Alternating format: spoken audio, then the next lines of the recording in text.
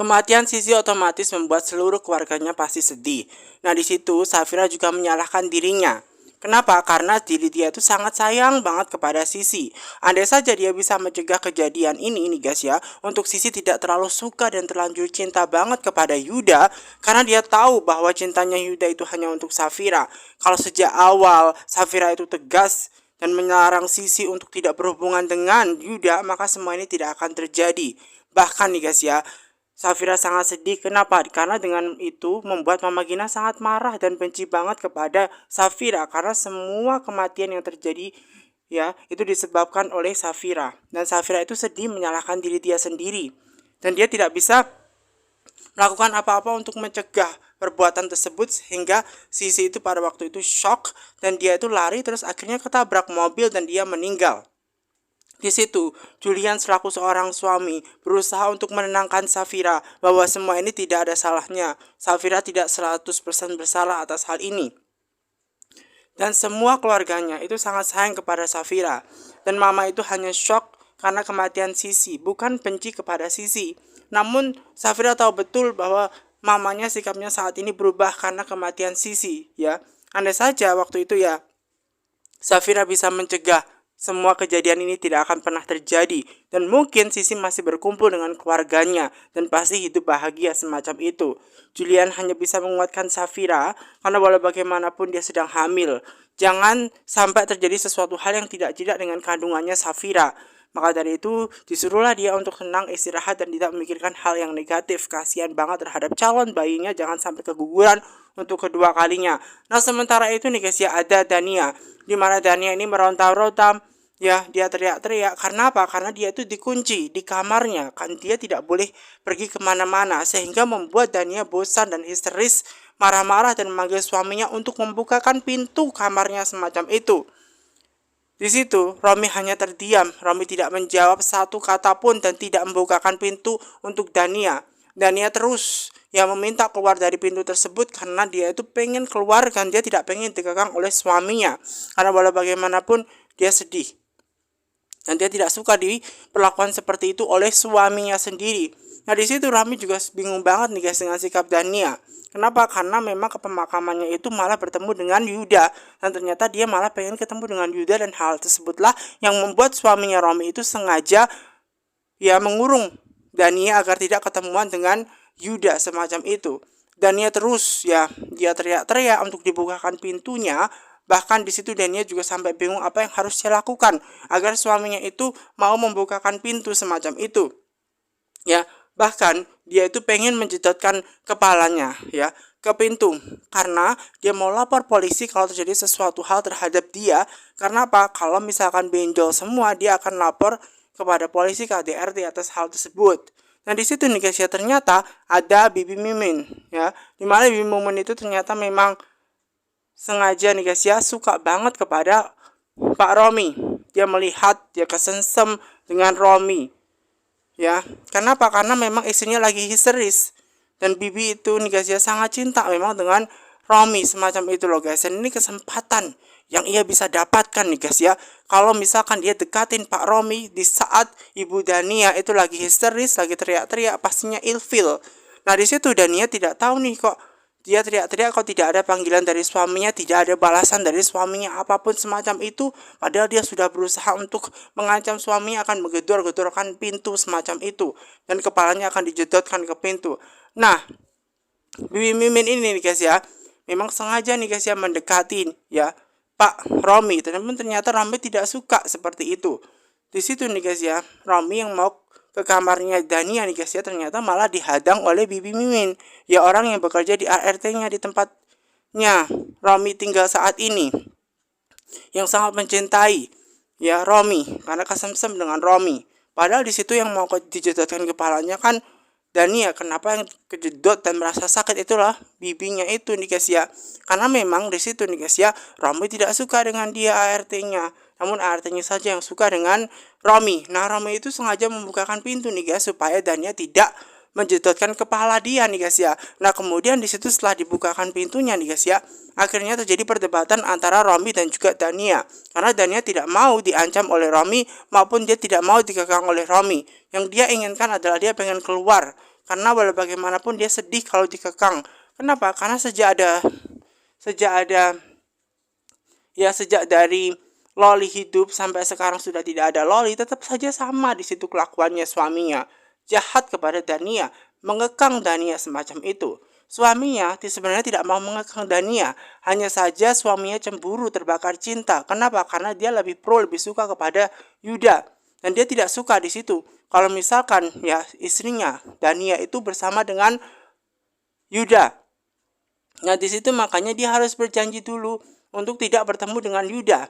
Nah dia sanggup apa tidak berjanji semacam itu. Nah terjadilah itu diam itu Danianya nggak bisa ngomong, suruh berjanji semacam itu. Makanya terjadilah tuh perdebatan antara mereka berdua nih guys ya. Sementara suaminya terus ya meminta istrinya nih guys, kalau pengen dia dibebaskan maka dia harus berjanji untuk menjauhi Yuda semacam itu. Dan di situ nih guys ya, pada awalnya tidak mau semacam itu, bahkan dia akan nekat nih guys, karena sewaktu-waktu ketika suaminya nggak ada dia akan berusaha untuk melukai diri dia. Nah semacam itu. Namun di situ nih guys ya, tentu Romi ini punya akal di mana dia akan menyuruh Bibi Mimin ya dan juga Kunco di situ untuk menjaga dia 24 jam di depan kamar dia. Kalau sesuatu terjadi dengan istrinya maka dia bisa menolong semacam itu. Nah ternyata nih guys ya, ancaman yang dilakukan oleh Dania tidak berefek apapun terhadap suaminya, karena semakin dia itu mengancam suaminya, semakin suaminya nekat dia mengurung dia sangat ketat semacam itu loh guys. Dan dia tidak punya pilihan mengiyakan untuk ya udah semacam itu deh, dia pengen tidak menemui Dania, dia berjanji untuk tidak menemui Yuda lagi. Nah sementara Rafael nih guys ya, dia keadaannya kan sakit setelah bertemu dengan Yuda dan dia saling pukul ya dengan Yuda, sehingga mamanya di situ berusaha untuk mengobati luka-lukanya Rafael. Nah di situ sebenarnya Rafael tidak mau kan diobatin oleh mamanya. Kenapa? Karena dia sudah besar, dia sudah bisa mengobati dirinya sendiri. Nah di situ ada Papa Gunawan yang berusaha bilang kepada Rafael, tahu dari kecil kan memang yang mengobati anaknya itu kan mama, jadi udahlah diam aja Rafael semacam itu. Rafael bilang bahwa dia bisa melakukan itu sendiri, mengobati dirinya sendiri karena dia sudah besar. Semacam itu loh guys. Nah tiba-tiba ada istrinya tuh yang datang, Mona. Mona sangat sedih nih guys ya, setelah mendengar video call antara Yuda dan Rafael itu berkelahi, di mana Yuda memukul Rafael, membuat keadaannya dia itu sangat sedih gitu loh. Makanya Mona dari rumah sakit langsung menuju ke rumahnya, melihat keadaannya Rafael bagaimana, apakah dia baik-baik semacam itu. Nah di situ nih guys ya, semua keluarganya sebenarnya peduli dengan Mona. Bahkan Mama Lestari sekalipun peduli dengan Mona. Kenapa dia tidak berada di rumah sakit saja? Karena kondisi dia kan tidak baik-baik saja. Seharusnya dia dirawat di rumah sakit. Namun ternyata Mona itu sengaja melakukan itu semua gara-gara dia sangat cinta, sangat sayang kepada Rafael. Maka dari itu nih guys, karena rasa cinta dia yang sangat besar kepada Rafael, membuat dia itu melakukan apapun nih guys ya untuk bertemu dengan Rafael. Dan di situ tiba-tiba ketika Mama Lestari ini berusaha untuk memeluk Mona, ternyata malah Mona itu pingsan. Dan di situ membuat Mama Lestari sangat bingung, menyuruh anaknya Rafael untuk membawa dia ke kamar. Namun ternyata anaknya justru membawa ke kamar tamu, bukan ke kamarnya Rafael nih guys. Nah di situ mamanya Lestari ini memang ngomel-ngomel aja kerjanya seperti itu. Namun di situ ada Rafael nih guys yang tetap membawa Mona ini ke kamar tamu gitu loh guys ya. Walaupun mamanya sudah ngomel-ngomel, namun tetap aja di situ Rafael membawanya ke kamar tamu. Dan di situ nih guys ya, ketika Rafael sudah membawanya ke kamar tamu, dia mau pergi, ternyata tidak bisa karena tidak diperbolehkan untuk Mona pergi. Mona tetap meminta Rafael itu stay bersama dengan dia. Maka dari itu nih guys ya, dia menghalangi Rafael untuk pergi. Gitu loh. Dan itu keinginannya Mona. Dan sebenarnya di situ nih guys ya, Rafael kan akan menceraikan Mona, ngapain lagi dia minta yang aneh-aneh. Nah kemudian Mona itu bilang dan menegaskan kepada Rafael, walaupun dia akan bercerai bukan berarti dia akan meninggalkan. Setidaknya tolong peduli dengan Mona. Setidaknya tolong peduli dengan calon bayinya semacam itu. Jadi permintaan Mona adalah dia stay di tempat situ, tidur bersama dengan Mona, di dekat Mona. Nah di situ karena Rafael tidak punya pilihan lain, karena apa? Mona meminta dia untuk ya stay di situ, nemenin Mona. Karena Mona itu kan keadaannya sakit. Dia juga ada calon bayi dia. Dan calon bayinya pasti akan senang banget ketika papanya itu menemani Mona. Semacam itu loh guys. Dan kemudian disitulah akhirnya membuat Rafael ini luluh juga. Dan akhirnya tangannya itu dilepaskan tuh ya dari bajunya Rafael. Semacam itu loh guys. Dan Rafael ini tidak punya pilihan lain nih guys, selain menunggu Mona di ruang tamu. Ya tidur di kamar tamu di situ nih guys ya. Dan kemudian ya udah dia tidur di kursi, nah sementara tidur di spring bednya semacam itu loh guys. Dan semacam itu juga Mona ini akhirnya seneng karena mendapatkan Rafael. Akhirnya dia bisa mendapatkan Rafael, tidur bersama dengan Rafael walaupun keadaan dia sakit. Namun calon bayinya sangat membutuhkan sosok seorang ayah. Maka dari itu, jadi saling memandang itu Mona dan juga Rafael guys. Dan ini kesempatan emas bagi Rafael dan juga Mona untuk deketin Rafael. Sementara Safira nih guys ya, yang baru bangun dari tidur, ternyata di situ ya di ranjangnya itu tidak ada suaminya. Nah kira-kira suaminya ada di mana nih? Nah itu yang bikin bingung ya kan. Safira bingung karena di dekat dia tidak ada suaminya. Dan dia berusaha untuk bangun dari ranjang tersebut nih guys. Nah kira-kira suaminya ada di mana? Apakah bersama mamanya berada di bawah semacam itu? Karena mikirin Sisi, meninggalnya Sisi pasti buat sedih kan. Makanya di situ Safira berusaha ke bawah, turun ke bawah nih guys. Setelah dia melihat turun ke bawah nih guys, ternyata tidak ada orang satupun di situ. Lalu di mana Mas Julian semacam itu loh guys. Dan ini yang membuat Safira semakin bingung. Tidak ada kabar sama sekali dari suaminya yang pergi begitu saja. Nah tiba-tiba di situ nih guys ya, tanpa disengaja ternyata ketemuan tuh sama Tante Bulan. Dan dia tanya apakah Tante Bulan itu melihat Mas Julian. Nah kemudian Tante Bulan itu ngerasa tidak melihat Julian sama sekali. Nah kemudian di situ tanya lagi tuh Safira kepada Tante Bulan, apakah Julian itu bersama dengan Mama. Nah kemudian Tante Bulan menjawab bahwa Mbak Gina itu kan baru saja tidur kecapean. Ini juga sudah larut malam, jadi nggak mungkin Mbak Gina itu ngobrol di taman atau kemana gitu bersama dengan Julian, kayaknya nggak mungkin. Nah kemudian Safira ini disuruh tuh untuk menelpon saja, ya kan, supaya tahu di mana kondisinya suaminya dan berada di mana suaminya saat ini. Kemudian Safira menjelaskan bahwa handphonenya itu kan berada di atas. Ya udah deh, mungkin cari saja itu kan di depan ya kan, atau mungkin di kamarnya Sisi semacam itu. Mungkin kan dia tidak jauh kan dari rumah semacam itu. Nah, mendapatkan saran seperti itu nih guys ya, otomatis membuat Safira kepikiran nih guys, mungkin kayaknya berada di rumah atau mungkin di kamarnya Sisi ya. Karena kan dia kepikiran Sisi terus. Kematian Sisi pasti membuat seluruh keluarganya sedih, apalagi Mas Julian. Nah maka dari itu nih guys ya, dicarilah tuh ke kamarnya Sisi. Nah Julian ini nih guys ternyata memang benar berada di kamarnya Sisi. Dia mau menuju kamarnya Sisi, kenapa? Karena dia sedih. Dia teringat dengan semua kenangannya Sisi. Walau bagaimanapun dia belum bisa menjadi kakak yang baik buat Sisi. Dia teringat dengan semua kenangan di situ. Karena semua kenangan foto-fotonya Sisi masih berada di tempat kamarnya Sisi. Di situ foto-fotonya dipandangin lah tuh, ya kan, karena saking cintanya gitu loh. Karena ternyata Sisi sudah pergi duluan, membuat dia sedih semacam itu loh guys. Dan dia bingung apa yang harus dia lakukan nih guys ya untuk mengenang semuanya semacam itu. Julian sangat sedih, bahkan di situ ada barang Sisi nih guys yang masih tertinggal dan paling disukai Sisi. Dan dia terkenang dengan ingatan ketika dia masih bersama dengan Sisi, ketika dia belum bisa untuk membahagiakan Sisi. Dulu ya Sisi pernah bilang kepada Julian bahwa ketika dia sudah menikah dengan Safira, maka mungkin dia bisa lupa saja kan dengan Sisi semacam itu. Nah kenangan bersama Sisi memang tidak akan pernah tergantikan, karena Sisi begitu dengan sangat cepat sekali meninggalkan Julian. Karena walau bagaimanapun dia tahu betul bahwa keadaannya, bahwa Sisi itu adalah satu-satu adiknya yang sangat ia cintai semacam itu. Bahkan dia belum bisa menjadi seorang kakak yang baik buat Sisi gitu loh. Jadi di situ Julian merasa sangat sedih dan hanya foto-foto yang tertinggal yang hanya ada kenangan saja semacam itu loh guys. Bahkan dulu nih guys ya, Sisi yang sering hilang semacam itu nih guys ya, tentu saja membuat perhatian seluruh keluarganya semacam itu. Bahkan sangat dicari orang-orang semacam itu. Ternyata sekarang adiknya itu sudah meninggal begitu dengan sangat cepat gitu loh. Dan maka dari itu membuat seluruh keluarganya shock. Julian juga shock. Kenapa? Karena adiknya itu belum bisa dibahagiakan gitu loh guys. Jadi memang di situ sedih banget Julian guys. Julian tidak tahu apa yang harus dia lakukan nih guys ya. Karena selama menjadi kakak dia belum bisa menjadi kakak yang baik buat Sisi. Dan ini pastinya akan buat dia sedih banget semacam itu loh guys. Makanya dia hanya bisa memandangi fotonya Sisi. Kenangan ini adalah kenangan satu-satunya yang dimiliki dalam keluarganya nih guys ya. Makanya di situ sangat sedih Julian guys. Dia tidak tahu apa yang harus dia lakukan semacam itu. Andai saja Julian sejak awal tahu bahwa Sisi itu tidak berdekatan dengan Yuda, maka mungkin dia bisa melarang Sisi nih guys ya. Karena dia sangat sedih betul ketika Sisi itu meninggal. Dia sedih dengan keadaan dia itu kan tidak dicintai tulus dengan Yuda semacam itu. Dan ketika dia sudah tahu sebenarnya bahwa ternyata yang dicintai hanyalah Safira, ternyata hanyalah obsesinya Yuda untuk bisa mendapati Sisi dengan mendekati Sisi. untuk mendapatkan Safira hanya dengan mendekati Sisi. Dan otomatis hal tersebut tidak baik-baik saja. Dan di situ ada Safira nih guys ya, memandangi suaminya, ternyata benar di situ ada di tempatnya Sisi, di kamarnya Sisi. Dan di situ nih guys ya, membuat Safira ini sangat sedih.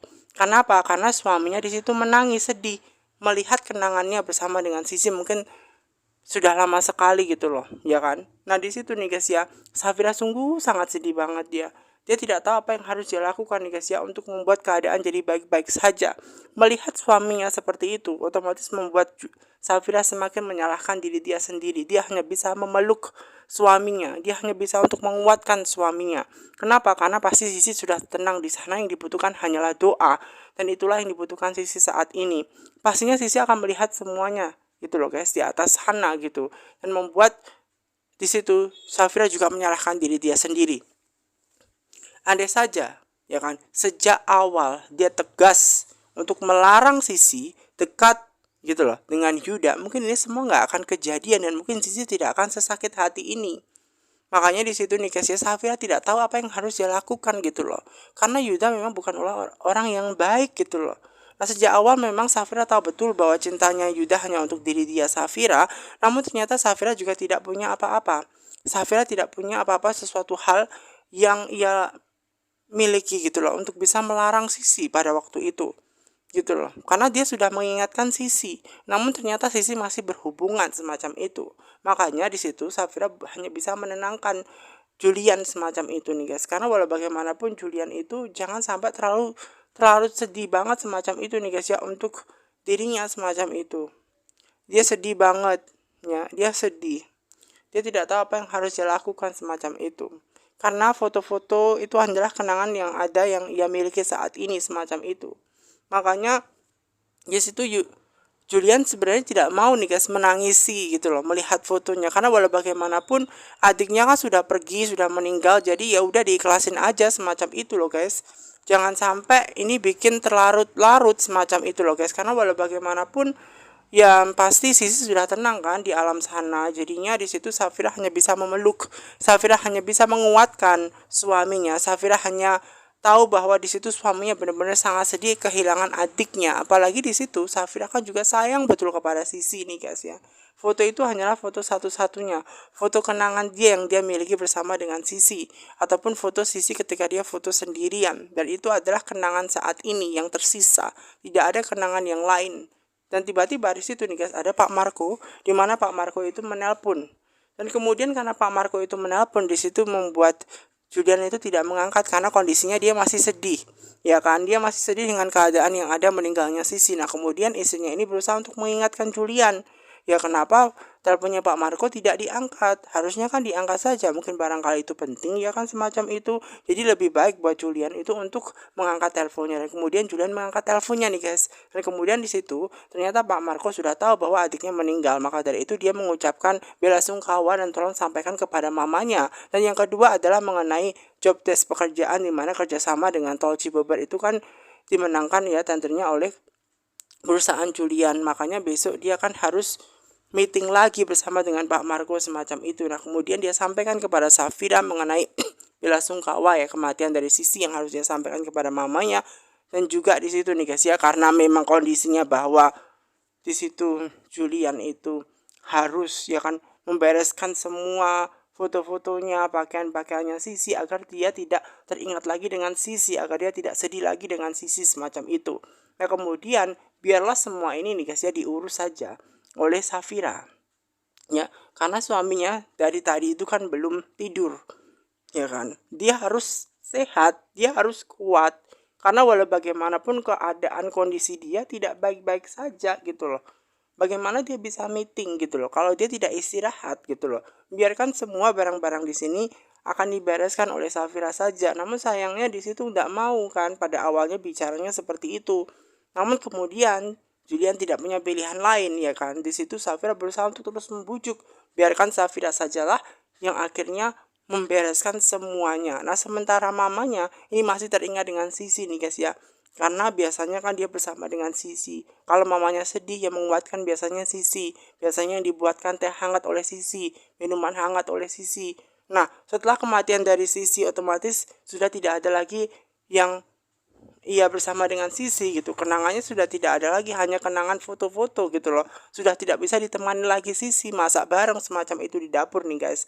Sementara Safira itu berusaha untuk membereskan semua baju-bajunya, kenang-kenangan ya kan, ditaruh di box semacam itu loh guys, agar semua orang tidak berlarut-larut sedih. Apalagi kan di situ sesuai permintaannya Julian untuk membereskan semua kenangannya gitu kan. Nah, ketika Safira itu berusaha untuk menaruh baju-bajunya Sisi nih guys ke dalam box, di situ memang penuh dengan kenangan yang bikin semuanya pastinya sangat sedih. Tanpa ia sadari, di situ ada Mama Gina yang tidak suka melihat Safira untuk membawa barang-barangnya itu Sisi malah ditaruh ke box. Karena walau bagaimanapun ini kan barang-barangnya Sisi. Mamanya masih belum terima jika Safira melakukan hal itu karena kenangan ini satu-satunya yang dimiliki, ya kan? Maka dari itu Safira ditampar nih guys, karena baju-bajunya mau dibawa kemana gitu loh guys. Makanya mamanya